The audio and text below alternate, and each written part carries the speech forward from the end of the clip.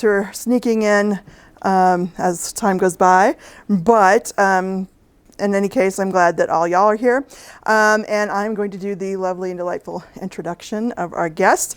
Alice Pawley is an associate professor in the School of Engineering Education and an affiliate faculty member in the Gender, Women's and Sexuality Studies program. Boy, that would be an acronym.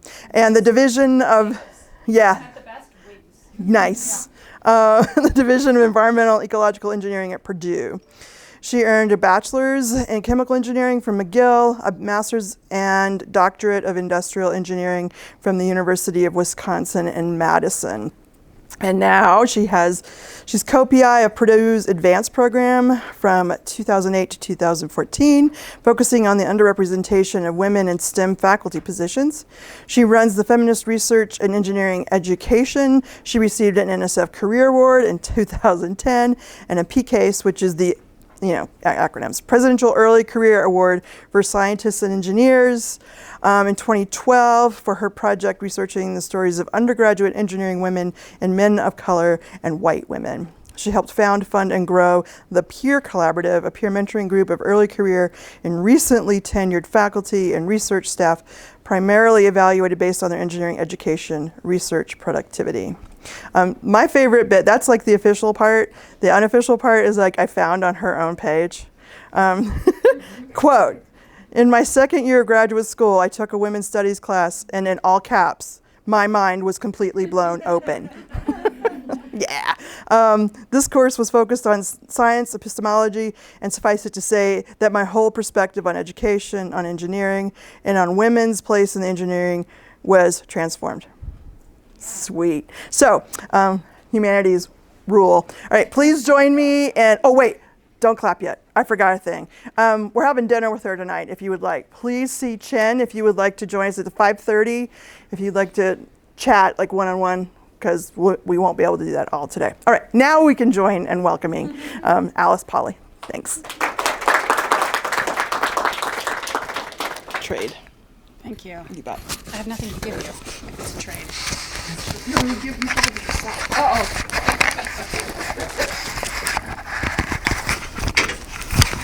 I think I'm just gonna have this here. This is not to project, right? This is just for the recording? Yeah.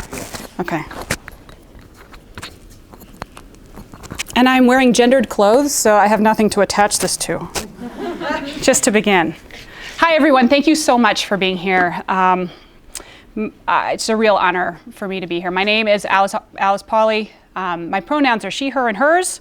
I appreciate the invitation, and I'm just excited. I've never been to mines. I've only heard of you. And so to actually see it in the flesh is a real privilege.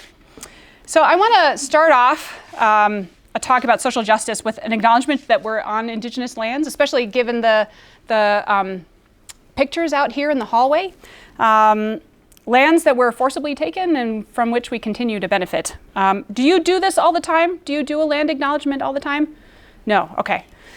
So this is a thing that is starting to happen sort of more frequently. This statement was taken from the Indigenous Special Interest Group at AERA to sort of acknowledge every time we give a public talk whose Indigenous lands we're on.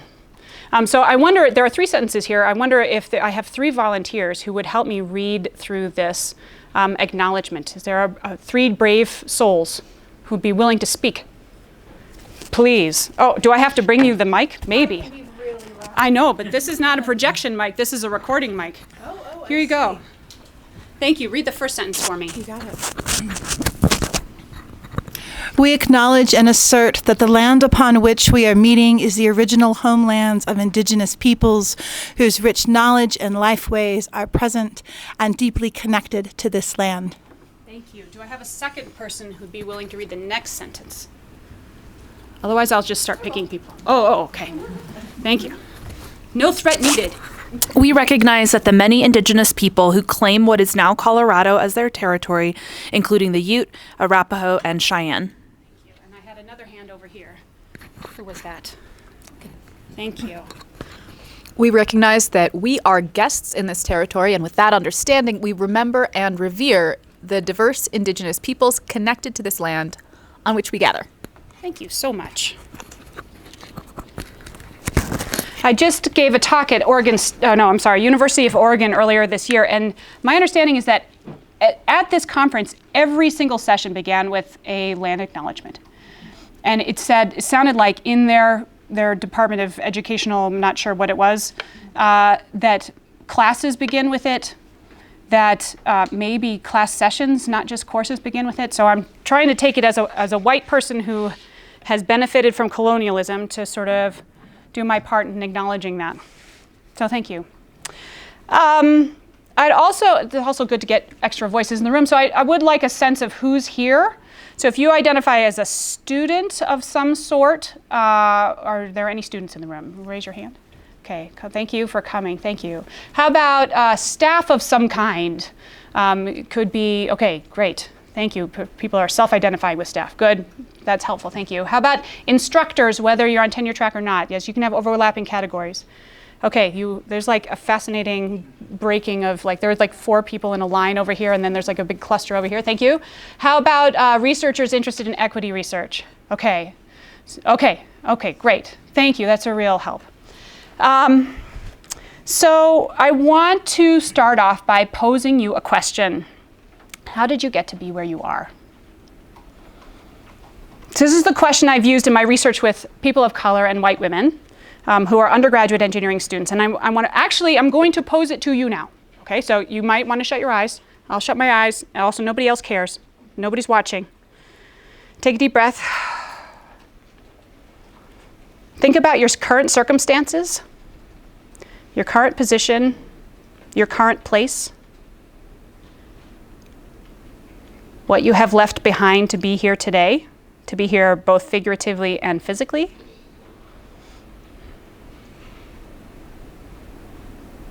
Think about some major moments that brought you here. You have big moments, national or international moments, little moments. How did you get to be where you are?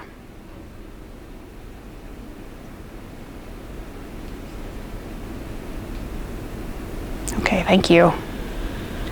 When you're ready to open your eyes. So my belief, even though I am a profound introvert, I can play an extrovert on TV, but I'm an introvert really, is that we are on this earth to be in community with one another. And sometimes when I attend a seminar, I hope to pass unremarked upon, under the radar, putting in my time, but maybe not having to engage with too much because I might be tapped out already. So I'm going to try and engage you a little bit in a way that will both honor that vulnerability, but also give a meaningful connection. So I invite you to think about that story that you had in your head and to choose a little part to share with your neighbor. Maybe you know your neighbor, maybe you don't. But if you were to tell them only one thing about how you got to be where you are, what would that one thing be? What's the story around that one thing you want to share? So now is the time to make awkward eye contact. Maybe introduce yourself if you haven't already and share that one thing.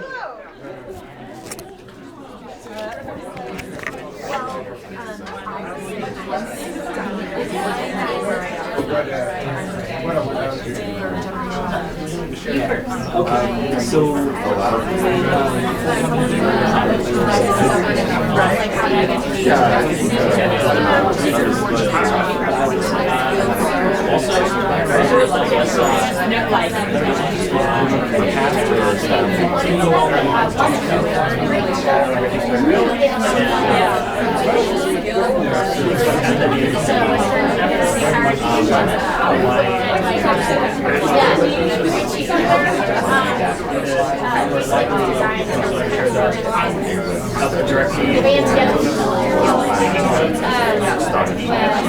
And that sort of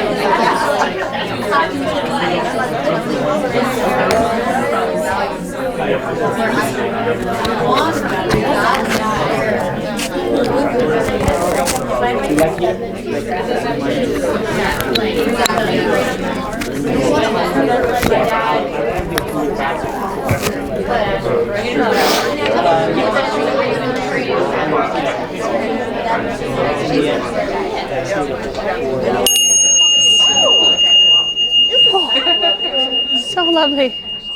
Loud though. Thanks everybody. It's still going. Thank you so much for playing along. It makes it much easier.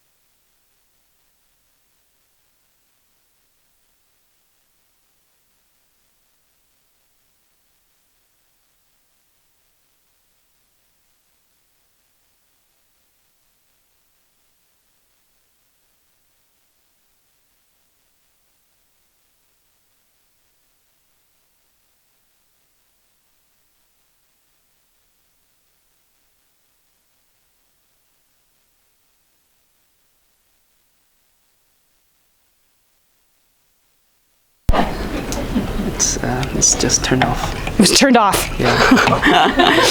That's embarrassing. Sorry. If you want me to overdub it later, I'd be happy to. It's all red. It's no problem. Where was I? Bluetooth, right. You may have thought about the experiences of women of people of color that are different from those of white men that won't be brought into the attention of STEM folks who are predominantly white and male to consider as they do their work, right? Dr. William Wolf, former president of the National Academies of Engineering, called it the problem of pale male design teams. So what Dr. Handelsman told those students in class was, there's also a legal problem. When capable, interested people are prevented from contributing to science and engineering solely because of their gender or race. And let's include class and sexuality or other dimensions of identity, even though those aren't actually necessarily considered protected classes. To me, this brings in the issue of justice in the legal sense and also in the moral sense. So what I want to talk with you about today has to do with this national project of broadening participation in the US. And we should recognize this as code, right, for making engineering look more like the general population in terms of gender and race than it currently does. Gender and race. And I want to offer you some new ways of thinking about this broader project, whether you're a researcher or an instructor or administrator, or you will become one of those things. So last summer, that is to say not this last summer, but the summer before, at ASEE, I sat in a keynote address offered by Dr. France Cordova, who's the director of the National Science Foundation. She used to be the president of Purdue, and she was my PI on Advance. She was talking about the Includes program, and in so doing, she was making the argument for diversity, scientific productivity, advancing the national interests, and so on, right? And I thought, oh my gosh, how often have I heard this? Is there anyone left in the room that we still need to convince about the value of diversity? And I remember looking around the room and then ruefully acknowledging that maybe. And that was not very charitable of me, I will admit, and not very fair to the allies in the room. But I started realizing an opportunity cost, that the efforts we make to explaining to people why they should care about diversity is taken away from time actually doing things about it. So for the purposes of this talk, I'm simply going to claim that doing work where we make engineering's demographics look like more of the general population is an issue of social justice, and encourage more of you to act as though it was taken for granted. Settled, right? Settled case law, accepted knowledge. That having engineering demographically look like the general population of whatever culture or country it's in it's about justice. Because if there are laws or structure or mechanisms preventing minoritized folks from becoming engineers simply for their demographics, that is unjust. So also last summer, it was a very eventful summer, I participated in a professional development program called Playing Big by Tara Moore. She's written a book with the same title, it goes over the same content if you want to have a look at it. And in one of the chapters, she talks about letting it be easy. In her context, it's about shifting habits and behaviors, that changing the way you work or play or eat or think isn't a matter of willpower, like self-discipline to change, but instead it's about setting up what she calls success architecture, to let the change be as easy as water flowing down a hill. One of the pieces of this success architecture is about making something new the default. So say you're hoping to watch less television, say. Maybe the new default condition is to unplug your television instead of just having the clicker be able to turn it on. So that watching television, the default condition is not watching television, easily not watching television, that it takes an effort to plug in the TV and watch it. Let's just pretend that TV still exists and we don't all watch everything streaming on our phones or whatever. So what might we be able to do to shift some defaults towards something new in the context of broadening participation? So I want to start by having us examine the language we use to talk about this project, this sort of national project. So I've heard these phrases. You may have a favorite phrase. I'm pretty happy that we seem to have moved away from tolerance, although it is still present in important publications like the Southern Poverty Law Center's Teaching Tolerance publication and resources. Those are available for free to educators online. Tolerance to me means that someone's being tolerated. And like my kids, no one just likes being tolerated. That doesn't fill anyone's buckets. Diversity, that's pretty popular. We have chief diversity officers, diversity initiatives. We had a vice president for diversity inclusion, so I'll talk about that here in a second. But it seems like diversity is sometimes just code for women and people of certain color, particularly when people talk about diverse students. if you think about that language. Like, there are people who are diverse students. And that does not mean, like, so first of all, diverse compared to whom? And this is not about like internal variability inside a single person, right? A diversity student or a diverse student. It's not a point about E.E. Cummings and containing multitudes. It's code for considering people of color and women as sort of the spice of an otherwise male white class. It's about monoculture anchoring the default condition and making that monoculture more diverse, so you add in some contrast. But for whose benefit? Let's think about that in the context of the default and what needs shifting. Who's the default if women and people of color are there to make engineering more diverse? Dr. Kimberly Scott at Arizona State has recently offered a new metaphor to illustrate problems with this kind of framing. She talks about this kind of model of black and brown bodies being used to spice up a white stem as a form of sharecropping. For those of you who don't remember what sharecropping is, this is the mode of agriculture that the US moved to during Reconstruction after the formal abolition of slavery. White landowners had land and no money and needed labor because they no longer had enslaved peoples to do it. So they leased land back to black families who were sharecroppers, who worked the land and shared their sales to pay for the use of the land back to the landowner through the sales of their crops. But this continued in this context as an in American context, as an exploitative mode of production, leaving aside the whole issue of how land was stolen from indigenous communities initially, right? Landowners could charge whatever they wanted for the lease, and through a variety of other exploitative practices, sharecroppers didn't often have enough money to pay back the landowners. So they got into debt with exploitative interest. So is this sounding familiar? Given current expenses for higher education, how are black and brown bodies being roped into a system of debt for the predominant benefit of the companies for whom they labor? So, who provides the diversity, and for what benefit from the unnamed default group? So this is a provocative argument. She hasn't developed it much, but I'm looking forward to her writing more about it. Diversity is also now tempered with the language of inclusion, which is better. I would certainly rather be included than excluded.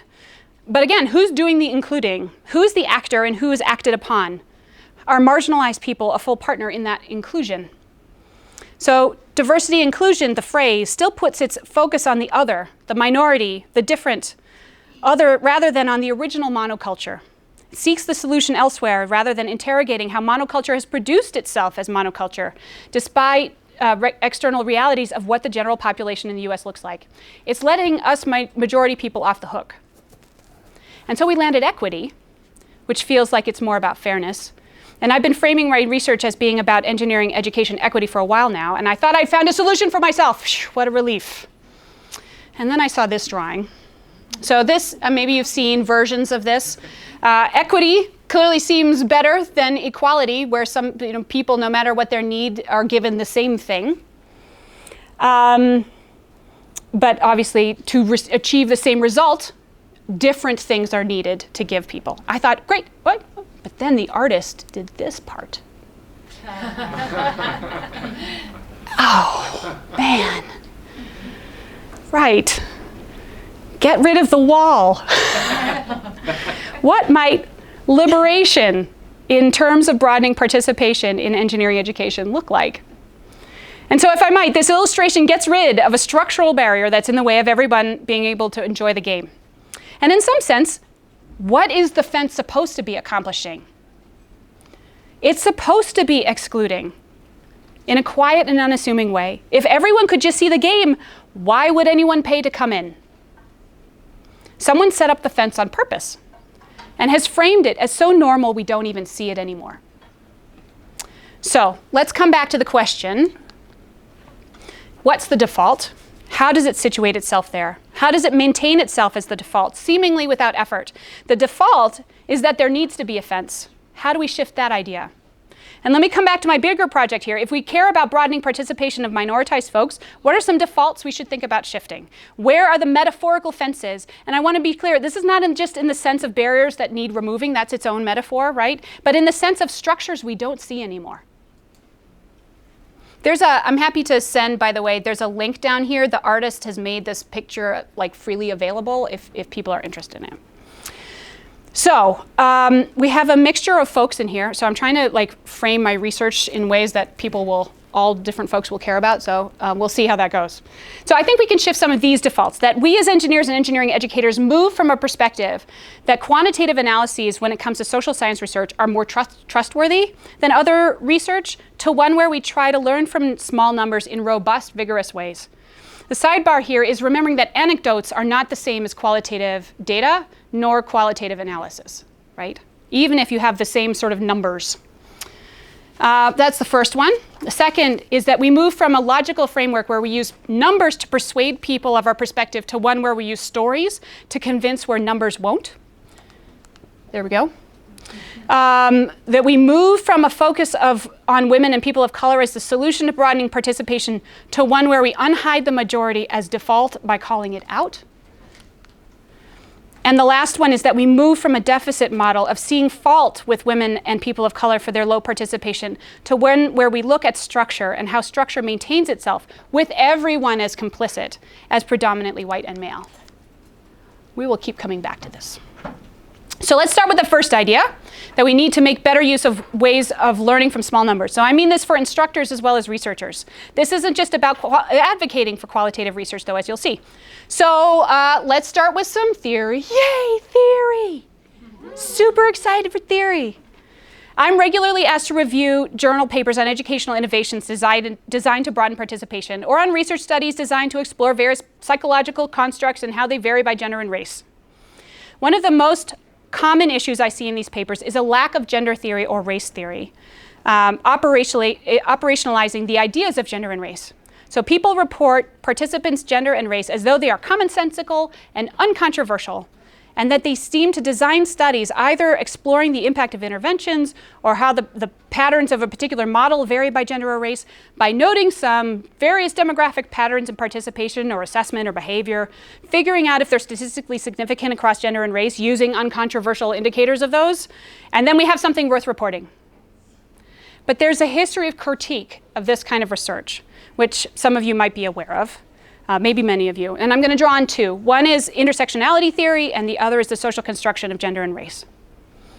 So most significant to me is this burgeoning literature that uses intersectionality as an analytical framework. So who's familiar with the idea of intersectionality?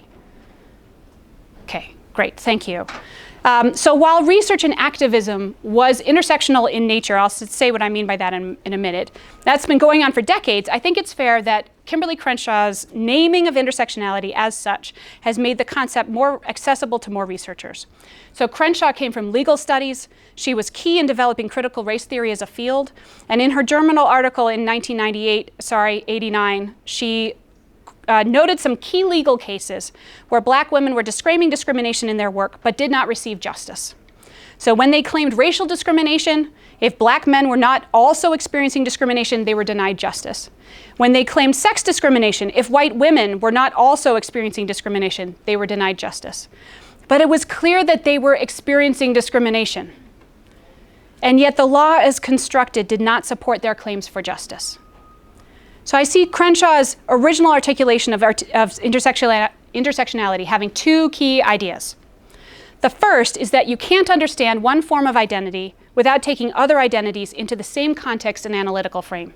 So for example, just studying gender without studying how race interacts with gender, let alone other dimensions of social identity, that's theoretically unsupported. And this is established ground. However, this yields some methodological quandaries. The first is that it implies an infinite kind of slicing. Okay, you can't look just at gender without thinking about race, so can you look at gender and race without thinking about class? How about age? How about able-bodiedness? And before you know it, you enter a sort of methodological whirlpool where you have everyone in your class or your study so demographically pinned down by so many dimensions that everyone occupies their own table cell, and you can't say anything about anyone because everyone's an N of one. In addition, so I'm going to come back to this.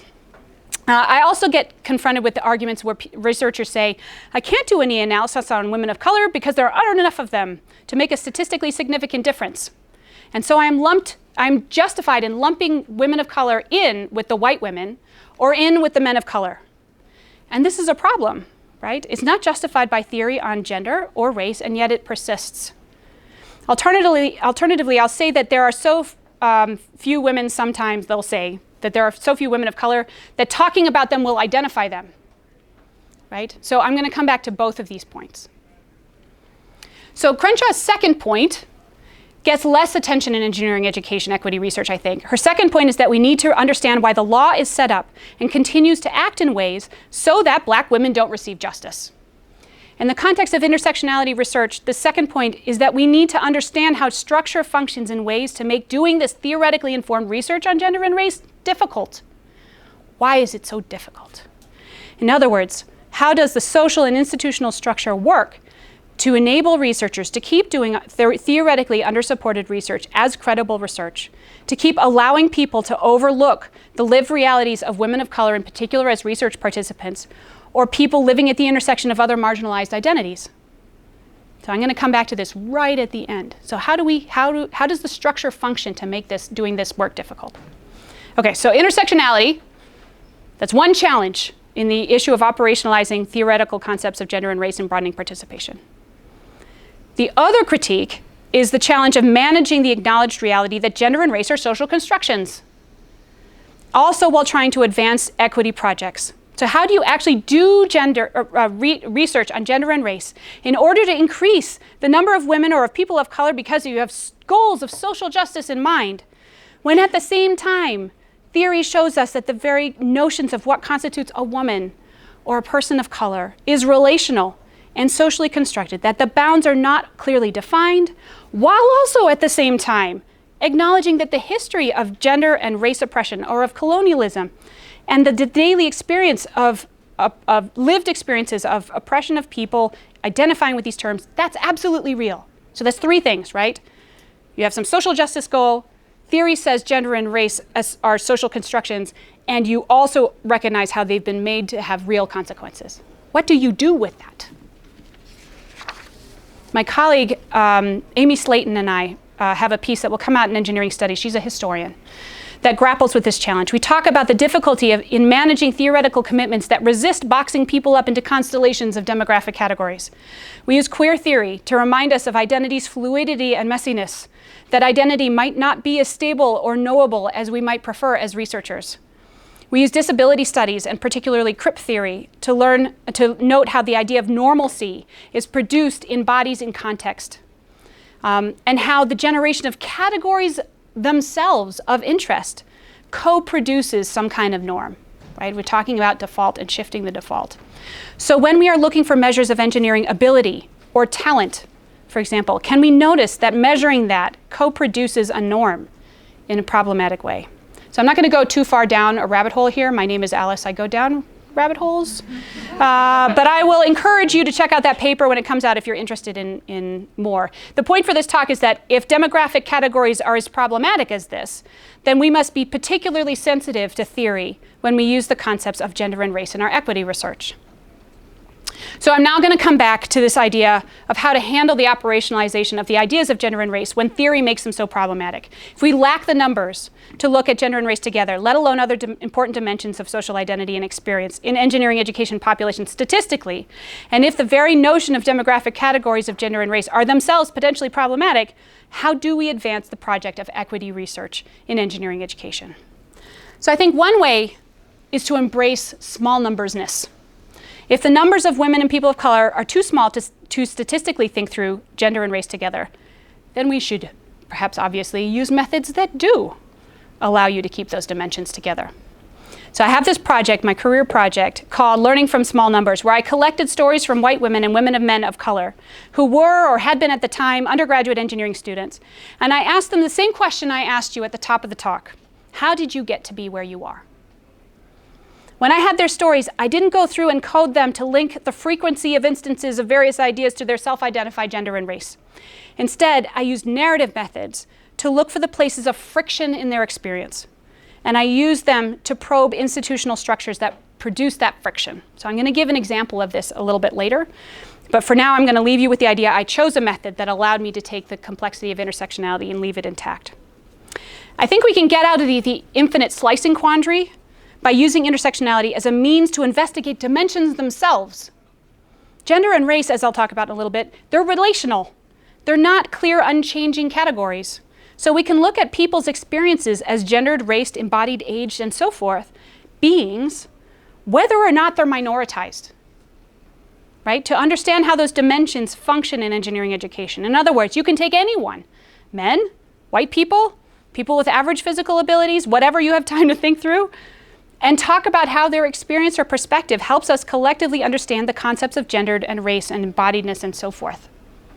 The outcome is a story about gender, race, class, age as built into engineering education structure rather than as a feature of any one individual.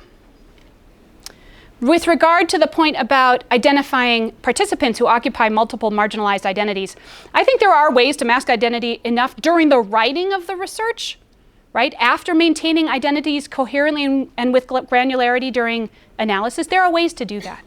In addition, for minoritized folks whose their identities are worn on their faces, I sometimes think that this expectation of anonymity, it's more of an issue for IRBs than for participants.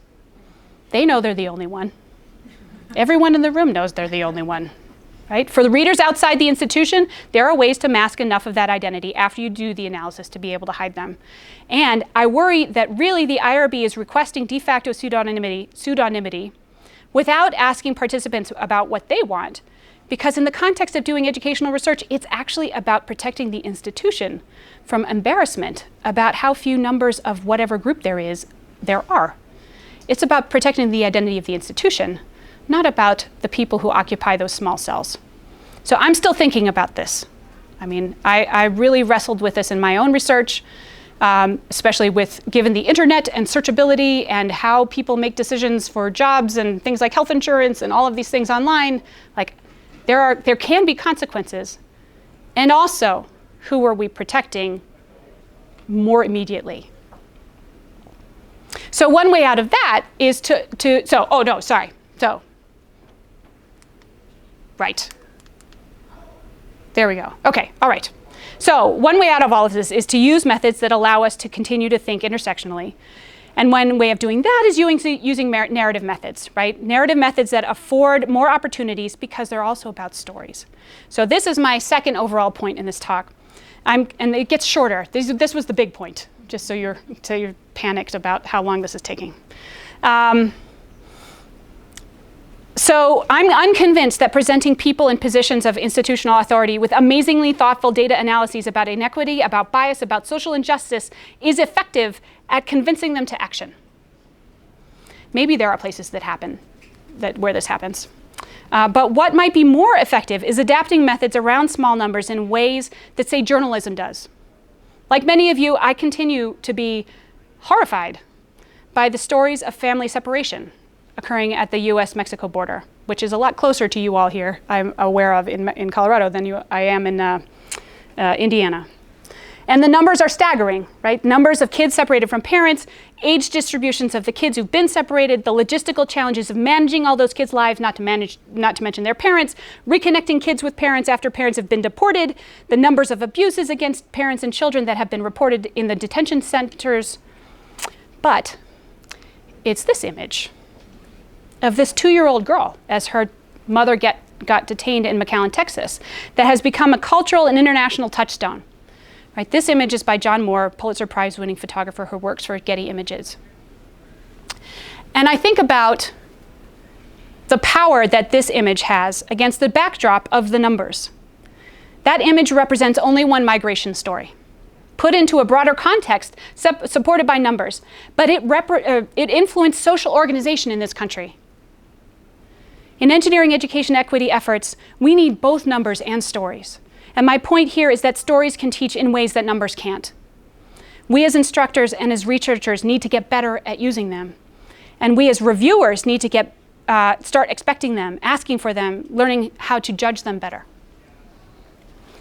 A different way of handling the small numbers issue is also shifting our view. This is about the opposite of small numbers. So this brings in my overall third point about looking for ways to reveal or unhide the majority and investigate how it maintains itself as a majority.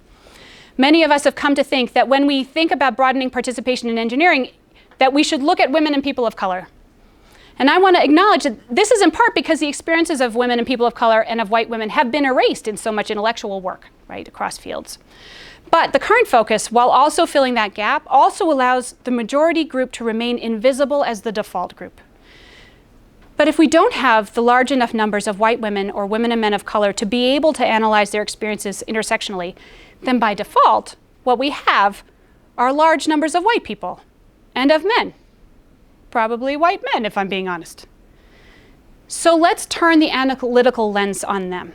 Let's investigate gender and race by looking with a critical eye at the history and experiences of the folks who have set up engineering educational culture from the beginning and who set up a structure which maintains this whole situation as normal and default, which most of us all, regardless of gender and race, help maintain. How do I help maintain this?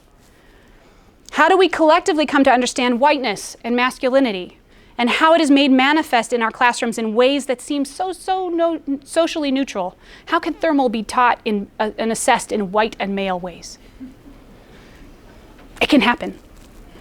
How do we help administrators come to understand whiteness and masculinity, or intervention developers? How do we contribute to a broader conversation about whiteness and masculinity, developing and extending general theory about gender and race with colleagues in other fields?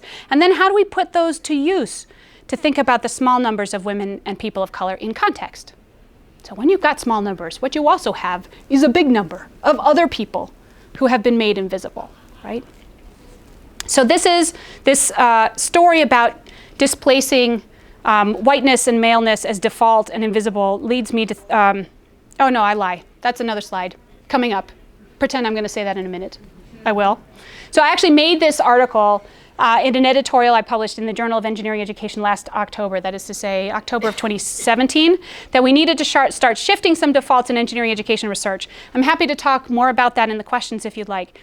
And while I made the argument with respect to researchers and the journal, I think it also applies to teaching contexts. Am I developing policy or content or syllabi or contexts that conform to certain shapes of lives which can be more easily embodied in our current community context by white men than by anyone else? That story of whiteness and masculinity and displacing it as default, that leads me into thinking about this fourth idea, about shifting our default thinking.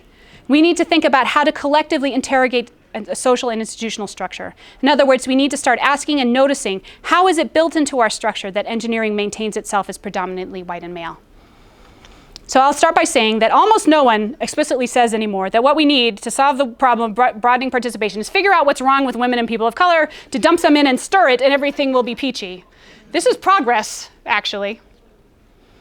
And yet, so much research still holds as its focus the experiences of those same women and people of color as individuals. It does not turn the gaze of the reader to the structure, let alone the majority people who have historically produced it. At Purdue, my colleagues Beth Holloway, Terry Reed, and P.K. Imbrie, who are now both at the University of Cincinnati, and Ken Reed, who's now at Virginia Tech, did some important research in 2014 that interrogated how admission criteria were weighted in such a way as to disproportionately admit men. When the university shifted the weighting of the admission criteria of domestic students, there was a step change in the number of women admitted. It increased 26% from the previous year, 1 year, making the share of women in first-year engineering go from 21 to 26% in a year. So, for example, how is it that we have produced an educational structure where the admission criteria weight different data to produce an admitted class of undergraduate engineers that are predominantly white and male? It doesn't have to be mixed that way. There are frameworks that can help us think through this about how gender and race are built into the structure. One I found helpful is ruling relations, theorizing that feminist sociologist Dorothy Smith has developed. She asks, how is it that social relations come together to produce similar kinds of experiences in different parts of the country or to some extent the world? How is it that in our context, going to college or working at a university has similar features at Purdue or at Mines or at University of Texas, El Paso, which is an HSI, or University of Puerto Rico, which is a university in a Spanish-speaking colony of the US, full of American citizens, maybe with some electrical power now, or at Ivy Tech, which is a community college in Indiana, or Diné College, which is a tribal college, or Princeton, right, as a small private university. There are so many social arrangements at these different schools that are similar across contexts. There are HR departments, there are instructors and students. Instructors give grades in structurally similar ways. There are custodial services and libraries and computer labs. So how did this all come to be looking the same? How is the structure coordinated and produced and reproduced over time? So her argument is that the coordination of social relations happens through texts that govern social relations translocally beyond where they are created, those texts. And it's important to trace how people activate texts to accomplish the interests of the institution of higher education broadly over even their own interests. She describes ruling relations as that internally coordinated complex of administrative, managerial, professional, and discursive organization that regulates, organizes, governs, and otherwise controls our societies. It's not yet monolithic, but it's pervasive and pervasively interconnected. I'm just checking on time. Okay. So to simplify all of this for the talk and extrapolate to this context I've set up, how do texts, whether they be formal policy or syllabi or forms, like someone has to make the form, right? Or ad hoc standard operating procedures or what have you, how do they get produced and activated to organize social relations in a way that maintains engineering education as predominantly white and male? So that's what I try to understand in my small numbers project. How do I use these stories from small numbers of participants to understand how ruling relations function to maintain engineering education as white and male? So I'm finally going to give you an example. You've been waiting, right? I'm going to tell you a story of Moses, who is a Haitian American man in his early 20s. At the time, he was in his last year of his undergraduate degree program at an out-of-state public university. He told me the story of how he came to realize that loans and grants in terms of financial aid were not the same thing. Here's his story, if you can imagine not being a white lady presenting this story, okay? For junior year, we did a program that was a black male summit, and there was a lady who came and spoke to us. Of course, there were a lot of black male figures who came and spoke to us, but this was a lady, and she came from a bank. I can't remember what bank, but she did financing. She did accounting for multiple years, and she was an elderly lady, and she said she broke down finances to us because I didn't understand the contracts I signed when it came to loans. Like, you know, like they tell you you'll pay it forward and stuff, but I didn't understand how it perpetuates the cycle of debt based on how much I get and based on how I manage my money and paying it off. Because I didn't know that you should never pay the minimum, etc. Like, I never knew that. I only knew to stay away from credit cards because credit cards would be the death of me. That was the only thing I knew. That's just from family experience. But she broke it down to us, and we sat there and we wrote meticulously every word she said because we'd never heard it before. She talked to us about 401ks, about a Roth IRA. She talked to us about our financial portfolios, and then she went into debt. Almost choked up and cried when she started talking about debt because she said, "How much interest are you guys accumulating? Did you get a variable or a fixed rate?" And a lot of us got very outrageous. She said, "You know, if you miss one payment, your rate can spike. It's a trap." I said, "I didn't know it." You know, and she said that, "Well, do you plan on paying the minimum?" And I was like, "Well, I mean, I don't have that much money, you know, when I graduate." And she said, no, you will end up paying over 150% of what they gave you, and it will take you. And she said, "How long did it take your parents to pay off their student loans?" I said, "My parents finished paying off their loans about 10 years ago." She said, "How old are your parents?" I said, "My dad's 60. And she said, "It's a cycle." And she said, "No one ever told you this?" And we're like, "No." And she broke it down to me, and I didn't know. I didn't know even through our loans. I thought deferment meant that, you know, that we owe however much and we'll pay it off later. And she said, "But it's deferment with compounding interest." So through my course of being in school for the 4 years, my interest, I've already developed / accumulated over $10,000 worth of interest. And it's compounding. So it's compounding on itself. And I didn't know that. And she said, "How many individual loans?" "I have a loan for every year, one for a summer." And she said, "Oh, good God." And you could see the pain in her eyes when she saw, because everyone in the room pretty much had the same situation. Some people were fortunate to be in state, but out of state guys like me, you know, and I was like, I had no idea. What she said was, what you have to do is you have to make a plan. Make a plan now to pay off your debt. And she talked about investments. She talked about it, and I was like, invest? What do you invest? Like, what do you mean investments? And she broke it down to us. Like, she just went through everything. And again, awe-inspiring. I think even I think I still, even half of what she has, still have in the portfolio. So that's a chunk of Moses' story from his interview. If you can hear it coming from this young black man instead of me. And that's a non-trivial issue, right?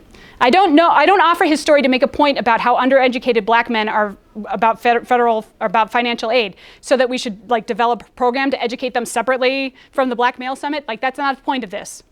Moses was the third of 4 kids in his family to go to college. His parents had college degrees. He was really well connected to mentors and programming at his university.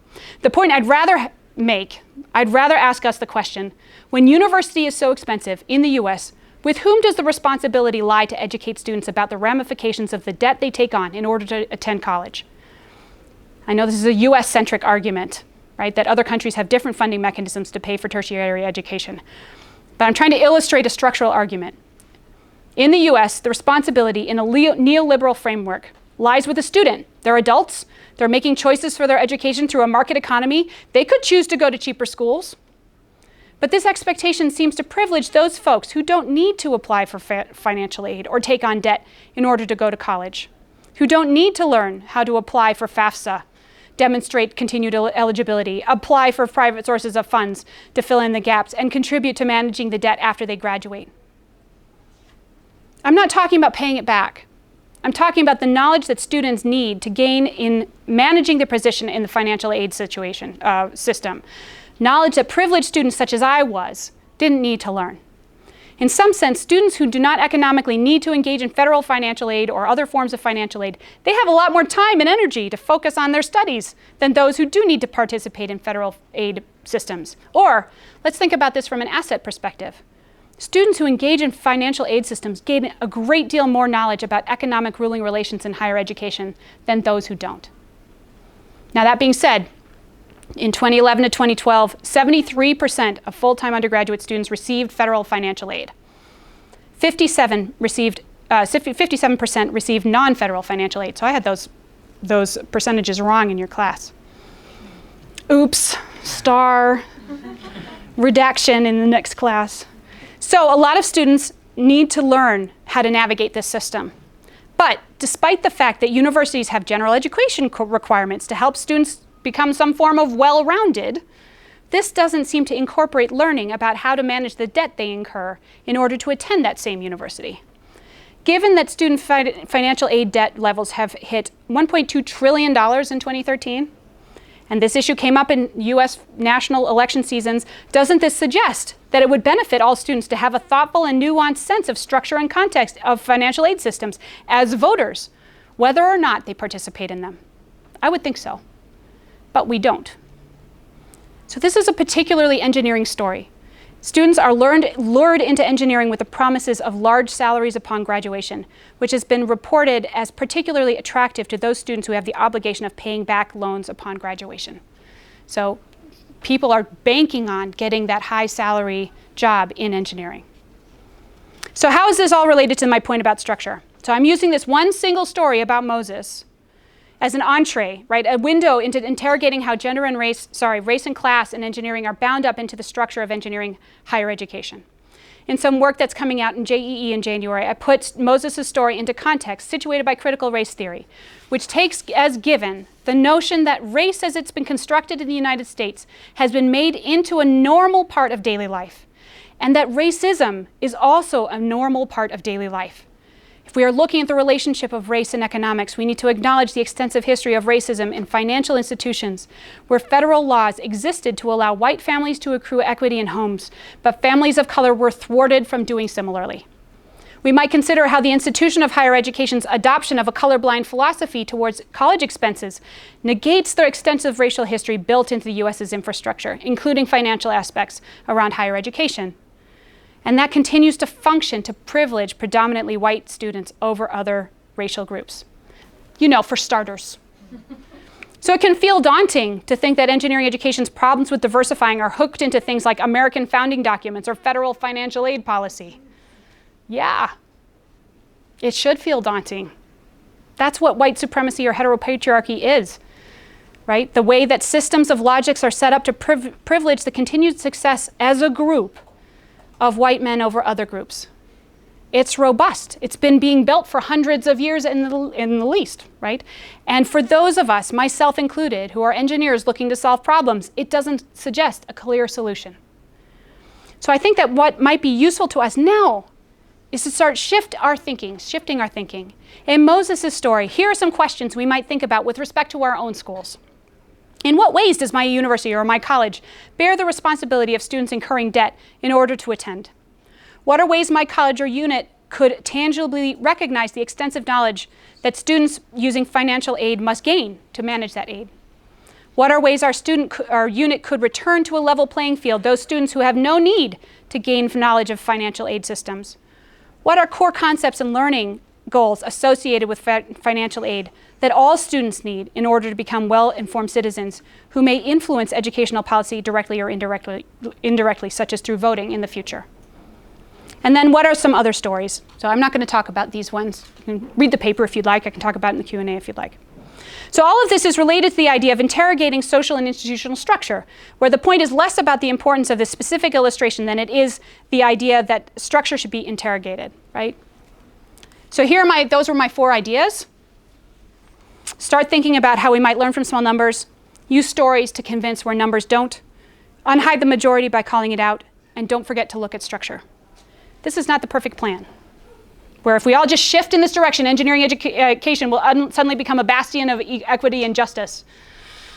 These are not instead of, but the current default, but it's where research is thin on the ground. And then we have to figure out what to do with what we find out through these practices. So I have 2 ideas about that. We need compelling ways to talk about our findings with those who are in power and whose interests are being served by the existing structure. And we need to find better models of working together in community to advance change. So with regard to the first, I feel like our current model is based on the idea that if we have compelling enough data presented under the guise of objectivity, that people in power will be convinced to make changes. In my work, what I see over and over is people with the data and people in power finding reasons why that data isn't persuasive enough, or we don't have the funds, or whatever it is. I think this is related to what prompts my second idea, engineering's historical development and relationship to the modes of production, right? Engineers have come to adopt a strong meritocratic model of the world, one about bootstrapping your way into success that comes to position oneself as management rather than labor. The result is that engineers learn models of individual accomplishment rather than one of collective action. But maybe we could benefit from learning some models from social movements. Maybe that would help us make more progress than relying predominantly on a techno-rational view of the world. So how do we, instructors, researchers, administrators, view the demographic change that we want to see in the world, our schools, as a matter of collective action, rather than coming up with the most efficient, cost-effective, science-based solution, but on our own? So I mentioned right at the beginning that Crenshaw's point about intersectionality and how we need to investigate how structure allows researchers to ignore intersectionality, or even reasonable gender and race theory in the research and still get published. Remember that point? For one thing, it's really hard to do that. Researchers, funders, administrators, they want answers. Look at the growth of ideas of best practices, right? People are happy to sacrifice complexity in order to get something to draw up and put into their papers and show their funders or build into programs. We want an easy solution. I hear that. I'm anxious too. But how might we need to work better together to be able to resist this push of reducing complexity when there is in fact complexity? So I'm going to close with one of the things that Tara Moore ends her books and her workshops with as an invitation to you. She talks about seeing the reader as part of the transition team, where the world is transitioning from one governed by men to one governed by men and women. If we are going to transition to a place where engineering education is not so white, male, heteronormative, settler-oriented, class, ableist, whatever characteristics you like, then we're part of the transition team. Us, here, now. And it turns out that even small action can be better than no action because it can build energy and resilience in coming back to do more tomorrow. So, with that blue sky possibility, what is one thing you are thinking about from this talk that you might be able to adopt in your work this week? What is one small instantiation you can think of that might give you some energy to come back again tomorrow as part of the global transition? So I'm going to invite you to jot down some ideas. I will time it.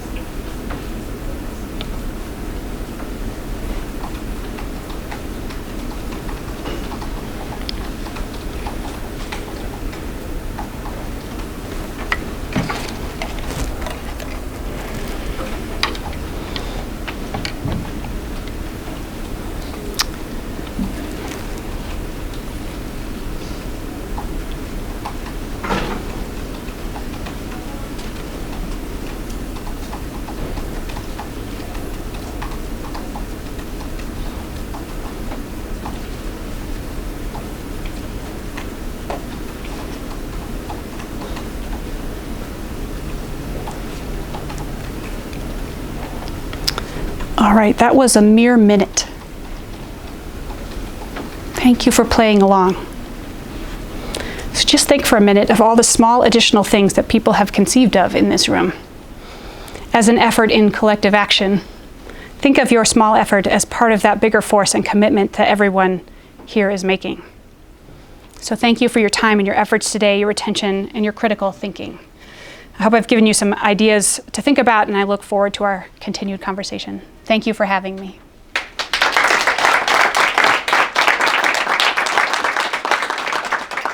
Thank you. We have about 15 minutes for questions if you want to just lay down. I know, it was really long. I know it's really long. No, it wasn't long. It was just like, that was a lot. That was a lot of my brain. But does anyone have any questions? No, everyone is tired. A lot to absorb. Yes. Sure. This isn't an intense question. Oh, thank God. I was just wondering if you had a recommended reading list that you could possibly share. Along which dimensions? Because probably. Like Well, which you thing? mentioned a few different books that were doing work on gender and engineering topics. So, I mean, with a focus, let's see. So, okay, so Tara Moore was the Playing Big. She's fascinating to read. She's very accessible. Also takes a feminist perspective to acknowledging sort of the lived realities that women engage with. She's less explicit about talking about race, but I'm pushing her to think about that. Dorothy Smith is the sociologist who she wrote a book called Institutional Ethnography or Sociology for the People. And part of her lengthy history in sociology has been around starting from people's actual lives, their lived experience, and in particular for women, not pretending that their life ends at 5 o'clock, that in fact there's an every day, every night life she talks about. So she has an institutional ethnography book, and her students have written some more accessible work on ruling relations. Amy Slayton is the historian I mentioned. She has written 2 books, one about reinforced concrete, which sounds extremely dull. It is the worst title ever, and it is completely fascinating. So you have to get past the notion of reading that you're going to read a whole book about reinforced concrete, unless that's your jam, like, structural engineers, civil people, some people have to think about concrete. And a second one called Race, Rigor, and Selectivity, which uses 4 case studies of predominantly white schools trying to diversify through different points of time. It's very difficult and important to read that. I can always give a shout out to the feminist technology community. There's listservs for that kind of thing. I'd be happy to send a specific people who develop courses in this area. And if you're wondering where to start, people like Sandra Harding and Marilee Mayberry and all kinds of folk doing amazing stuff. My colleague at Purdue, Donna Riley, has written a book called Engineering and Social Justice, and she's also written a companion primer that can be used to incorporate in thermodynamics classes to talk about power, like from Foucault, not just from electricity, which is totally fascinating. How do you teach about thermodynamics with multiple definitions of power? So she's written a textbook. I think both of those books are through Morgan and Claypool. And then there's a whole heap of work that is coming out. There's a journal, International Journal for Engineering, Social Justice, and Peace. There's a book called Engineering and Social Justice in the University and Beyond, which I'm a co-editor of. And those are places where this kind of stuff will regularly come up. And if you ping me, I'd be happy to send you more. Other questions or comments? I invite comments. Yeah. Oh, hi, Dean. Hi. How long have you been sitting there? I came in late. Okay, good. Sorry about that. No, it's nice to see you. Comments? So, first of all, masterful interweaving of empirical, theoretical, methodological, all with a normative foundation. Thank you. I love your work Thank you. because you do that kind of integration. I think that that's just wonderful. Thank you. I'm not sure that my question gets at the sort of heart of the integration of all of those dimensions, or even of the main point of the talk, but there's something about the methodological dimension. I think methodology hides lots of power. Yeah. Lots of structures or power structures are built into methodology.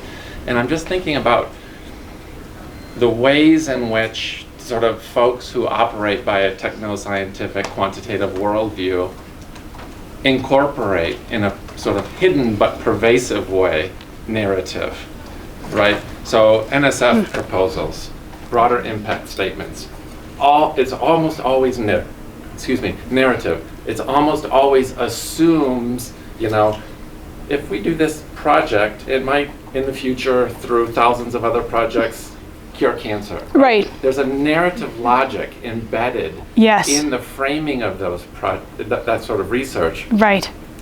that then is sort of it's assumed and then dismissed, right? And then the rest of the project is sort of techno-scientific. So in the sense, it's read by reviewers, and everyone knows that this is not going to cure cancer. It's all signaling. It's all Yeah. narrative signaling. Yeah. Right. Yeah. And then it's like it disappears as an actual an operant of power. Yeah. And then we get on to what we really care about, Right. Which is the techno core. Yeah. Right? Yeah. So, but also in hiring committee, like in the day-to-day, narrative is a part of all of the way we think, the way we reason, the way we make decisions. So it's always there, but it's hidden in a way that really sort of amplifies and gives power to quantitative reasoning. Right. So I'm gonna pull apart two things here. You didn't ask a question, but I'm just gonna note something. I'm gonna label something, which is I feel like there are multiple ways that we can understand the word of narrative, right? There is something called narrative analysis, which is a series of steps that you undertake to produce a narrative through analysis. There is narrative analysis, which is actually analysis of narratives. So I ask somebody to tell me their story. I do something with that. That is now analysis of narrative. There are narratives that are like cultural myths, which I also hear you talking about, right? What is the cultural myth that we're all going to accept that, this thing is going to go forth and solve all the problems, except that it's not really, but that doesn't matter, and now we're going to pay attention to the techno-rash. So I'm going to separate those things out, because I think it's useful. It will be challenging. It's challenging enough to think about each one of those separately. It's even more challenging to think of them together. And I don't know what to do with that, right? I think naming it is a start. Naming this pattern that we're all collectively agreeing to operate in this unspoken mythological world, that this all happens and is all okay. Somehow naming that is going to be valuable. And then starting to ask questions about that.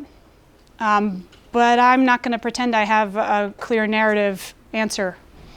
I don't know. I'd love to think through more with you. I think the distinction is actually quite powerful. Right. Because it is operating in an invisible way that hides our ability to actually deconstruct it or open it up or analyze it. Right. And my exhortation to use stories more intentionally to create change is yet one more, right? How can you make use of the cultural narratives exist? Engineers care about efficiency. Great. How am I going to bend that to my will to tell a story that people are going to find sticky and convincing? How to use narrative as a weapon in a peacenik kind of way. Yeah, I don't know. Thanks, Dean. Other comments, questions? I'd love to hear your thoughts about it. Yes. I find it really interesting that you brought up the cost of higher education, and when we think about structural barriers that exist, that seems to me like a very clear one, and yet that's something that we don't often talk, we acknowledge that it's an issue, but at the same time, I don't know if anyone, at least on our campus, is talking about, let's find ways to pare this down and to break it down to the most fundamental parts as a means of achieving diversity. So can you just talk about that a little bit. So I have two thoughts there. One is that I'm at Purdue University, where our president is Mitch Daniels, who used to be the governor of the state of Indiana, and also was, can't remember which Bush, but a Bush's budget director. And so he comes from being the sort of executive of the state, and he comes to running this institution of higher education. And his core signature achievement has been maintaining Purdue's tuition at certain levels. Like it has been frozen for 7 years, I want to say. But I would be lying if I said it was through a real maintenance of like cost cutting. I think it's on the backs of international students that happens. So asking ourselves, for whom do we care about the cost of education? So that's one thought. But another thought is Sarah Goldrick-Robb is a scholar in higher ed who has been writing extensively about the cost of higher education. And she in particular, she has a lab called the Hope Lab, I want to say, out of Temple University. She has a book called Paying the Price. She talks about the need for honest to God free education, and was involved with the Sanders campaign and also the state of New York at making tuition, like zeroing out tuition at different schools in New York. She talks about how there are students here who are homeless, who don't have enough to eat. Like, it seems shocking and wrong to me that we have created a system where we need student food pantries. And yet we know that those students are making that sacrifice because a higher ed degree, so a college degree, is their way out of poverty. So how do we really think about that and supporting their basic needs? I don't know. And it gives me goosebumps to think that I have students who might be sleeping in their cars. That gives a whole new, frame for thinking about the cost of higher ed and the sacrifice that families are making. That's a careful way of not answering your question. But Sarah Goldrick-Robb, though, she does amazing work, and the Hope Project, Hope Lab, I think. We might be, out of time? More thoughts? Yeah, okay. We clap again. Thank you all for coming, appreciate it. And again, don't forget, if you want to join us for dinner, 5:30.